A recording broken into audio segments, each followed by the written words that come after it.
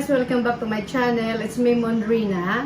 Today is August 31, 3 p.m. Magluluto tayo ng very popular in Bicol, Bicol Express. Let's start!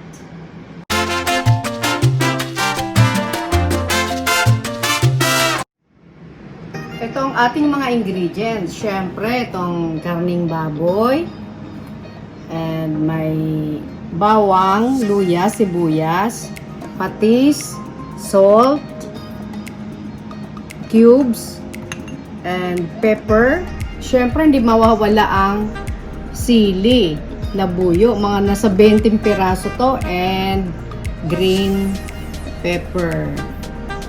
At yung gustong maggamit ng Ajinomoto, pwedeng lagyan. And olive oil. Hi guys, nakalimutan ko palang sabihin ang pinaka-main ingredient sa ating Bicol Express ay ang gata. Tayo ay nasa Japan, so wala tayong natural na gata. Ang gamit natin ay dilata. Ito ay from Thailand. Pwede na siguro isa or dalawa. Tingnan natin kung kasya ng isa.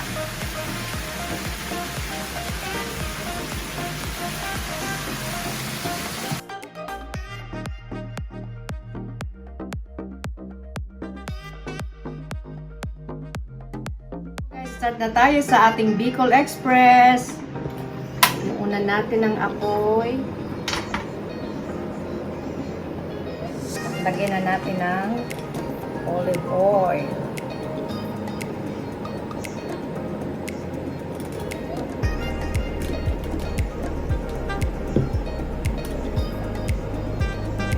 Antayin natin uminit ng konti ang kawali.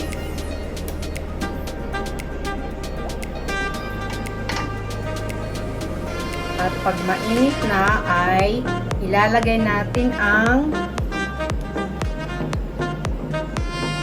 karning baboy. Ay, hindi pa mainit, pero okay lang yan. Isasangkot siya muna natin ito hanggang mag golden brown.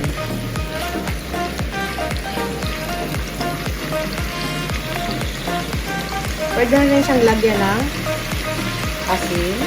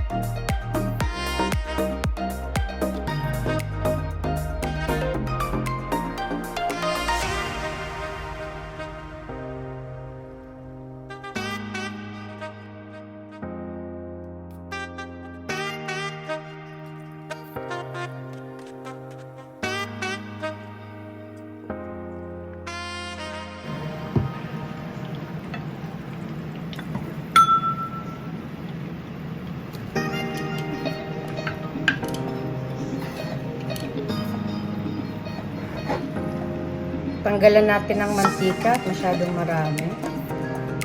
Ayan, nagtira lang tayo ng panggisa sa bawang, sibuyas, at luya.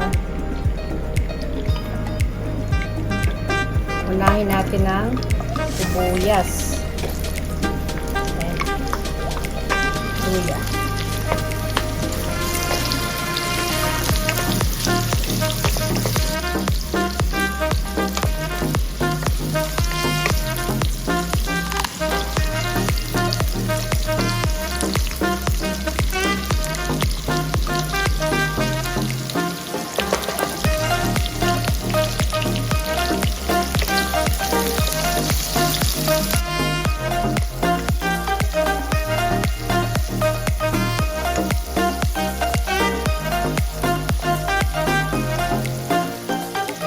Lagyan na natin ng bawang. Ang bango.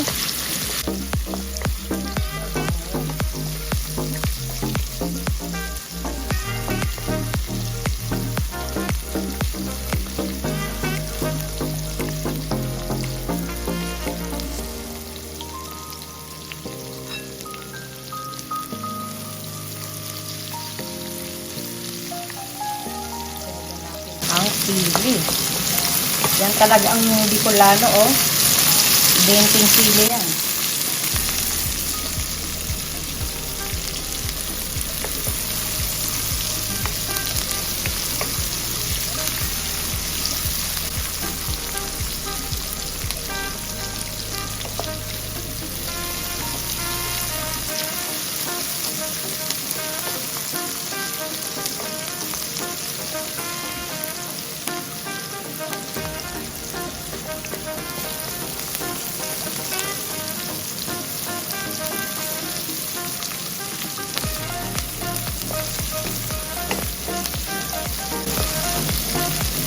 Ilagay na natin ang gata.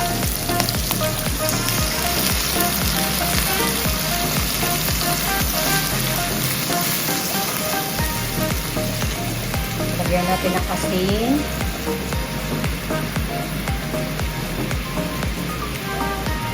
Paminta.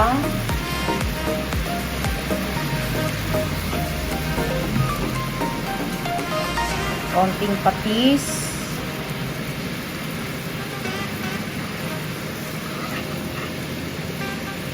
At ang pork cubes, isang pork cubes.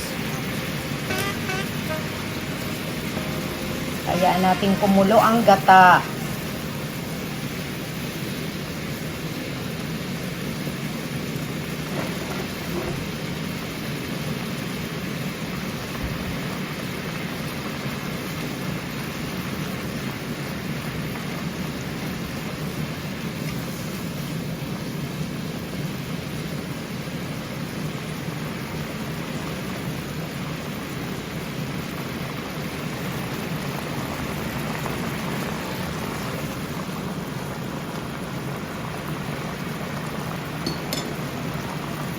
Ilagay na natin ang ating pork.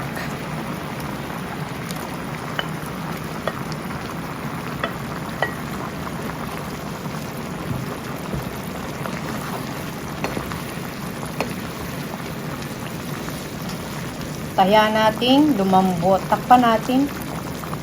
Where's the takip? Takpan muna natin hanggang lumambot ang ating karne. Yan. Tapos dahan-dahanin natin ang apoy ng kaunti. Okay.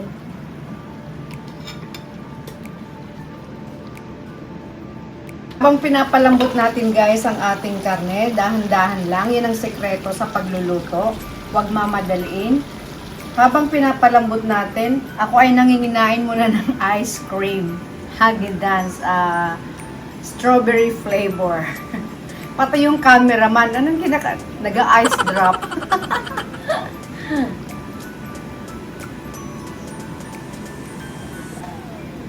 A few moments later. Eto na guys, luto na ang ating karne. Pinalambot ko to ng almost 30 minutes. Pero depende sa inyo kung gaano katagal yung palalambutin, depende sa karne. Lalagyan pala natin siya ng sugar and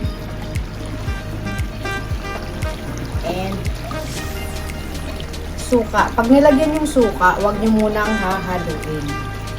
Suka, alam nyo guys yung suka, para huwag kaagad siyang nasisira, para siyang preservative. So, huwag muna natin hahaluin sa loob ng mga 1 minute. Hayaan natin siyang sumingaw ang suka. Ayan. At pwede tayo magdagdag ng paminta.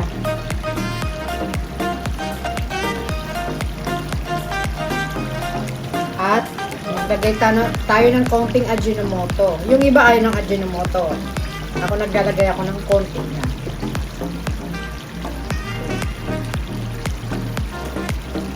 Sumingaw na ang suka.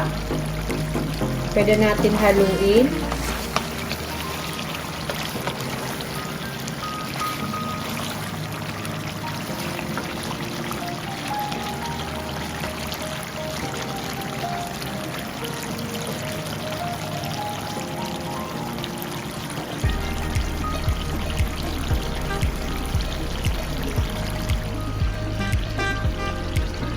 Sa huli pala, ilalagay na natin ang green pepper. Tapuri.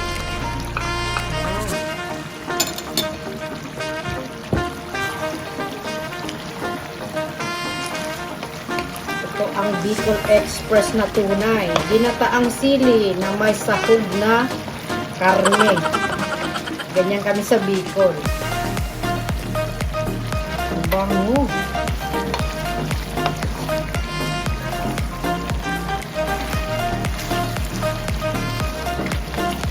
Pakuluin lang natin ng konti. Pagkaluto ng sili, ito ay finish na.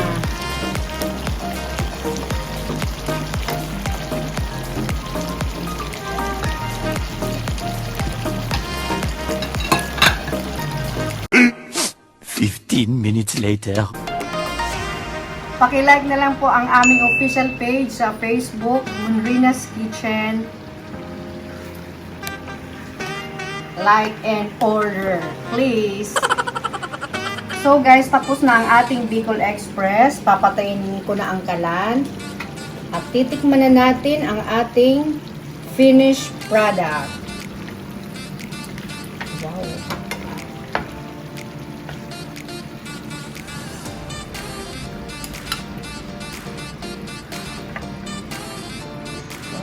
Tapos sa sili.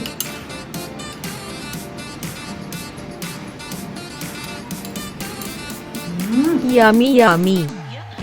Oh shit. Masarap to guys na iulam sa rice. May rice tayo dyan. Mag-init ka. So that's it for today guys. Please don't forget to subscribe and hit the notification bell button. See you in my next video. Thank you for watching. Bye!